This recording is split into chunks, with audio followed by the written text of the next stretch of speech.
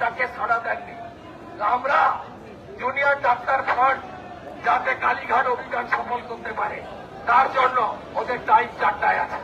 আমরা শুভেচ্ছা জানিয়ে তাদেরকে আপনারা যান, ব্যারিকেড ভাঙুন, আপনাদের সঙ্গেও আমরা সবাই আছি। আপনারা লড়াই করুন, আর আগামী দিনে জোর লড়াই হবে, জোর লড়াই হবে। পিসি তুই চলে যা, ও পিসি তুই চলে যা, ও পিসি তুই চলে যা। আল্লাহ মমতা প্রাক্তন করবো, তোর ভাইপোকে জেলে ঢুকাবো, আর মনোজ বার্মাকে, ওই মনোজ বার্মাকে যেখানে ঢুকানো সেখানে ঢুকাবো। ওই সোয়ারের বাচ্চাকে যা করার করবো। বা সাধারণ মানুষের আজকের যে নবান্ন অভিযান, সেই নবান্ন অভিযানে বারবার উঠে আসছে অভয়ার আজ ধর্ষিতা হয়েছিলেন। আজকে অভয়ার মৃত্যুবার্ষিকী, সেই মৃত্যুবার্ষিকীতে মহিলাদের একাংশ উঠে আসছে যে আজকের ভ্রাতৃত্বের বন্ধনে আবদ্ধ না হয়ে তারা এগিয়ে এসেছে এই নবান্ন অভিযানে। এ রাজ্যে একজন বিরোধী দলনেতা, তিনি মুখ্যমন্ত্রীর পরের স্থান, সে সুরক্ষা পাচ্ছে না, তার উপর বারংবার আক্রমণ হচ্ছে।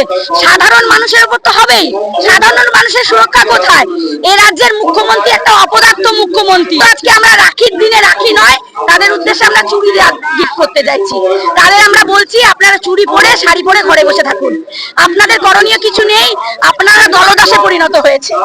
1 বছর হয়ে গেল, তার ডাক্তার মেয়ে তার কোনো বিচার পেল না। তার বাবা মার কতটা ভারাক্রান্ত বলুন, আজকে তাদেরকে রাস্তায় নামতে হয়েছে বিচারের উদ্দেশ্যে। আজকে মুখ্যমন্ত্রী সেই বাবা মার উপরে এইভাবে আক্রমণ করছে। একজন নিরীহ অপরাধ সেটিং করা লোককে নিয়ে গিয়ে তাকে জেল, যারা অপরাধ করলো তাদেরকে পুলিশ প্রোটেকশন দিয়েছে। সাধারণ মানুষের জন্য এই ব্যারিকেড, এই জল, এই সরকার নির্লজ্জ সাহায্য করে ঘটেছিল, সেখানে কেন পুলিশ ব্যবস্থা ছিল না? সেখানে পুলিশ ব্যবস্থা করা উচিত ছিল।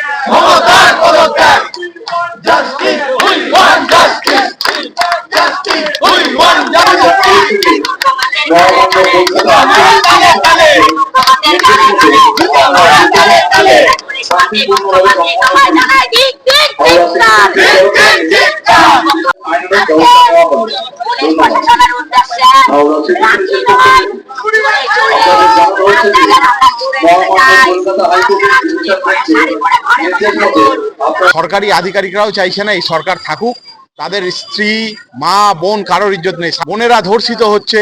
অভয়ের বিচারের জন্য সারা বাংলা থেকে সারা পৃথিবীব্যাপী আপনারা বিক্ষোভ দেখেছেন।